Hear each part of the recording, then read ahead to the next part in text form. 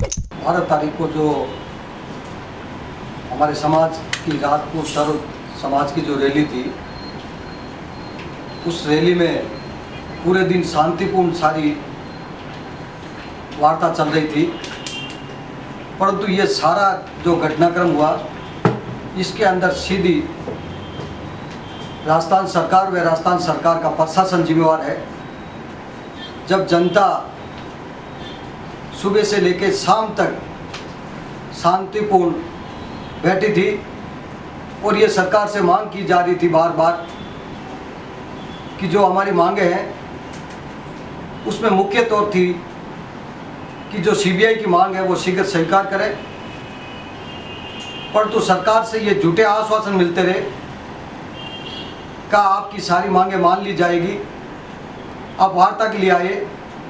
जब संघर्ष समिति के लोग हम वार्ता के लिए गए थे तो वार्ता करने बैठे, तब उन्होंने कहा कि आपकी सारी बातें मान ली जाएगी और सरकार भी करीबन आपकी बातों के लिए सहमति जता रही है।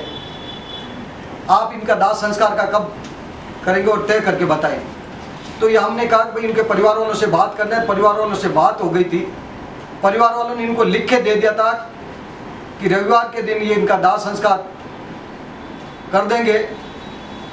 और उसके बाद में हमने ये मांग की थी कि हमारे को रिटर्न में लेटर दें।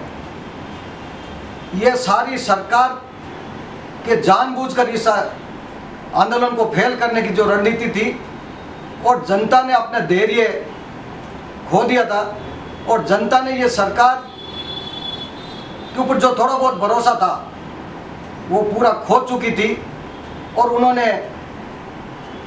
अपना आपा खो दिया। और जब कुछ लोग रोडें जाम करने के लिए और ट्रैक की ओर गए थे, वहाँ हमने ये कहा था पुलिस वालों को जाने की जरूरत नहीं है, हम लोग उनको समझा देंगे, सभी संघर्ष समिति के लोग उनको समझा देंगे। उसके बाद में जब पुलिस ने वहाँ जाके फायरिंग कर दी थी तो ये उग्र रूप हो गया और जनता ने वो पत्थरबाजी छोटी मोटी कर दी थी। और उसकी वजह से ये सरकार सिर्फ एंड सिर्फ ये राजद तंत्र नहीं है, ये तानाशाही तंत्र है। मैं इसको तानाशाही तंत्र मानता हूँ। और इमरजेंसी के हालात में भी इस तरीके से गोलियां नहीं चलाई जाती है, कर्फ्यू के हालात में भी इस तरीके की गोलियां नहीं चलाई जाती और इस तरीके का तांडव नृत्य नहीं मचाया जाता प्रशासन की ओर से। परंतु इसके अंदर प्रशासन ने सिर्फ सरकार के इशारे से इस आंदोलन को कुचलने की रणनीति थी, जिससे जानबूझकर ये डिले किया गया। और इस आंदोलन के लिए मैं ये पूरी सरकार को जिम्मेवार मानता हूँ, इसके लिए सरकार जिम्मेवार है। अब समाज और सारी जनता ये समझ चुकी है कि सरकार वार्ता से नहीं, ये सिर्फ बंदूक की नाल पर यह सारा काम करानी चाहती है।